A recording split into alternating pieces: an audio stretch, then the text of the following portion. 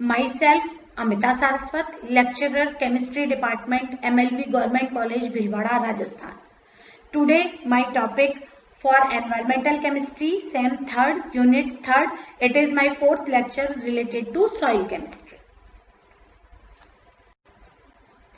Fertility management of soils. It is a full topic on which questions arise. An essential fertility management. An essential element is one without which the plant cannot complete its life cycle. The deficiency symptoms of the element can be prevented only by supplying that element, and the element is directly related to the nutrition of the plants. Fertility management का मतलब ये है कि आपको soils में उन compounds की या उन न्यूट्रिएंट्स की फुलफिलमेंट करनी है जिसके बिना प्लांट को ग्रो नहीं किया जा सकता या वो प्लांट के लिए बहुत एसेंशियल होते हैं और जो सॉइल में ऑलरेडी प्रेजेंट नहीं है।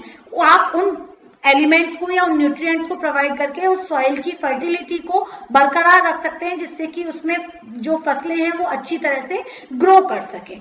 Sometimes all the criteria cannot be fulfilled, therefore functional or metabolism nutrients are those mineral nutrients whose plays a important role in plant metabolism, whether their function is specific or not.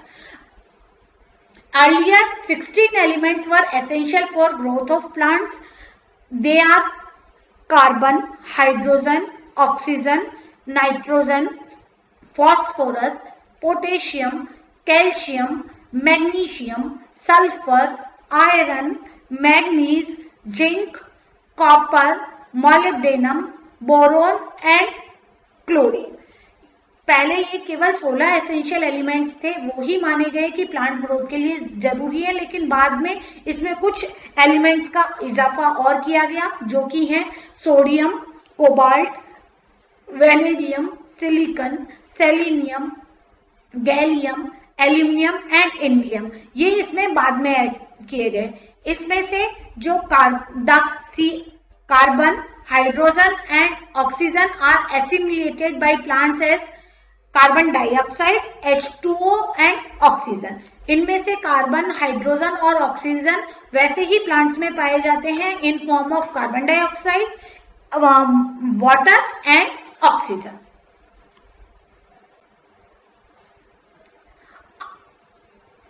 Of the 10% of the total dry weight of crop is of the nutrients and remaining 90% being water. जो फसल का mainly सूखा जो dry wait है वो generally उसके nutrients की वजह से होता है और बाकी का उसमें पानी पाया जाता है। The ionic form in which the essential elements are absorbed by plants are, इसमें से ये देखिएगा कि वो जनरली जैसे नाइट्रोजन है तो नाइट्रोजन को सीधे एब्जॉर्ब नहीं किया जा सकता, वो किसी न किसी आयन के रूप में एब्जॉर्ब किया जाएगा।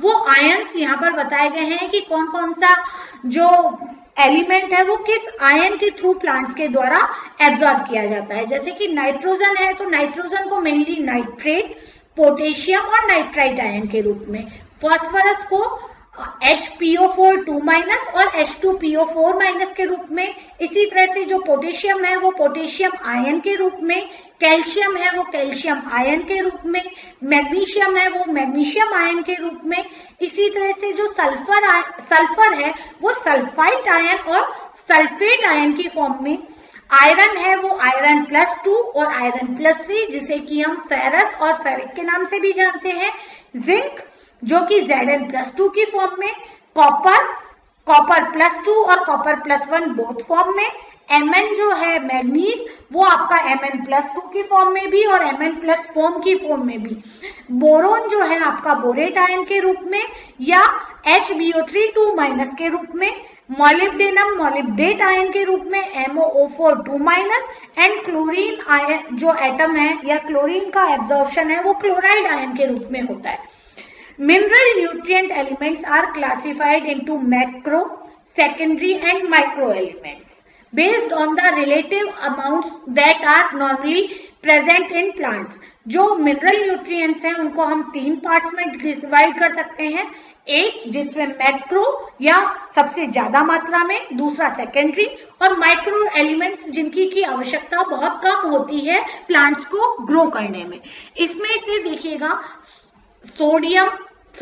नाइट्रोजन, फॉस्फोरस और सोडियम, ये जो है ये मैक्रोन्यूट्रिएंट्स की तरह काम करते हैं. मतलब इनकी जो प्लांट्स को ग्रो करने में रोल इनका बहुत अधिक होता है और इसकी आवश्यकता बहुत अधिक होती है प्लांट्स को. Calcium, magnesium, sulphur, these are secondary elements and rest are micro elements. Thank you.